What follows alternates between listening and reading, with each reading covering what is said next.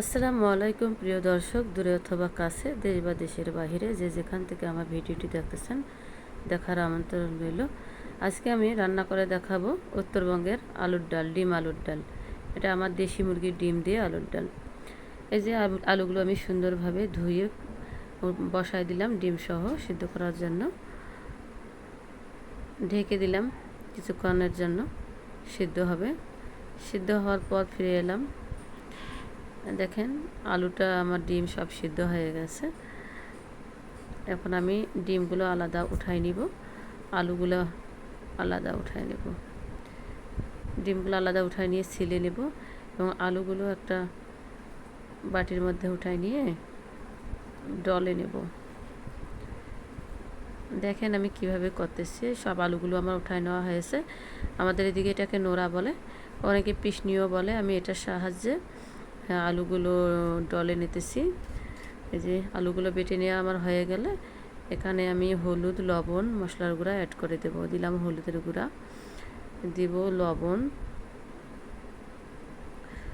মশলার গুঁড়া দিলাম, আর লবণ দিয়ে মনে করবেন যে অনেকগুলো লবণ দিলাম, না অনেকগুলো না, চামচটা ছোটো তো ওই জন্য দেখাচ্ছে অনেকগুলো। হ্যাঁ, দিয়ে পানি দিয়ে হাতের সাহায্যে আমি ডালটা করে নেব। দেখেন আমি কিভাবে করি, হাত দিয়ে সবগুলো মিশাই নেব। কড়ার মধ্যে দিয়ে দিলাম তেল। ডিমগুলো আগে আমি একটু ভুনে নিব, লবণ আর হলুদ হালকা দিয়ে মেখে আমি ভুনে নিতেছি ডিমগুলো। ডিম দেশি মুরগির ডিম তো ওই জন্য অনেক ছোটো দেখাচ্ছে। দেশি মুরগির ডিম ছোটো ছোটো হয়। ডিমগুলো আমার ভুনায় নেওয়া হয়ে গেল, এখন আমি উঠাই নিব। আর এই তেলের মধ্যে আমি ডালটা রান্না করার জন্য সব মশলা দিয়ে দিব। দিয়ে দিলাম 2টা গোটা তেজপাতা, পাঁচফোড়ন,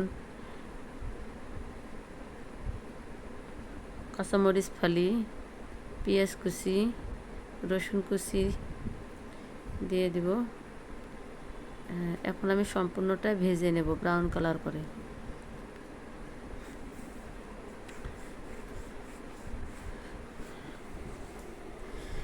সম্পূর্ণটা ভেজে নেওয়া হয়ে গেলে আমি ডালটা অ্যাড করে দিব।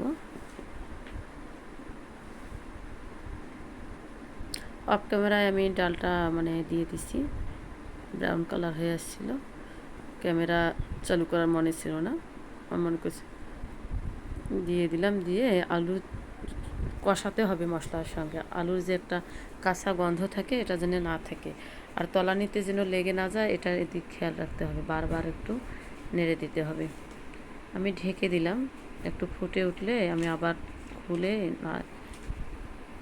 এই তো আমার ডালটা ফুটে উঠেছে। এখন আমি তল থেকে ভালো করে নাড়ানাড়ি করে দিব, কষাবো এক কথায়। কষালে একটু ঘন হয়ে আসবে।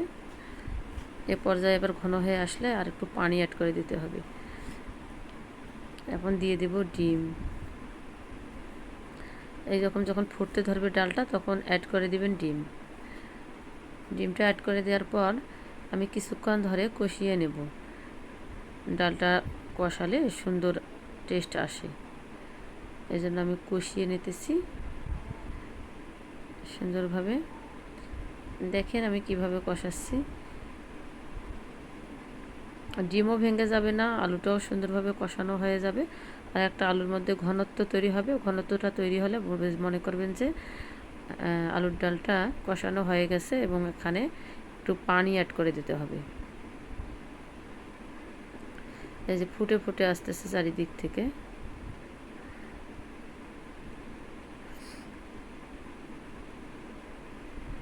আমার আলুর ডালটা এখন ঘন হয়ে আসছে। এখন আমি এই যে ধুয়ে রাখা পানিটা দিয়ে দিলাম, বাটি রাখা ধুয়ে রাখা পানি রাখছিলাম মশলা ধুয়ে, এটা দিয়ে দিলাম। দিয়ে আর কিছুক্ষণ নাড়ানাড়ি করব। এই যে ডালটার এখন ঘনত্বটা ঠিক হলো। আগে ভারী ছিল, এখন একটু ঠিক হয়ে আসলো। আবার এই পানিটা একটু টেনে নিবে, তারপর ডাল হবে, এখনই হবে না। এখন আমি আবার ঢাকনা দিয়ে রেখে দিলাম কিছুক্ষণের জন্য।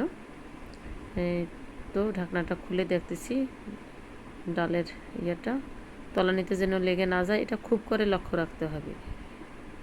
আমারটা লাগে নাই, তো আমি তোল থেকে তারপরও নেড়ে নেড়ে দিতেছি।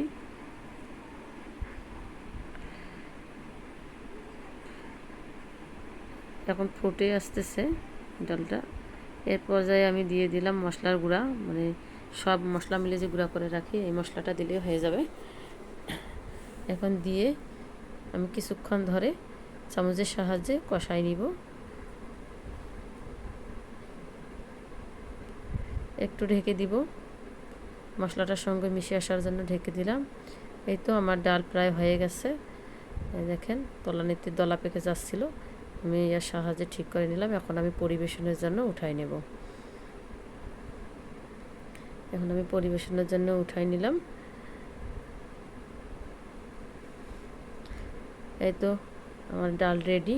আমার ভিডিওটি যদি ভালো লাগে থাকে লাইক কমেন্ট শেয়ার করবেন, সাবস্ক্রাইব করবেন, একটি শেয়ার দিয়ে পাশে থাকবেন। আজ এ পর্যন্তই, আল্লাহ হাফেজ।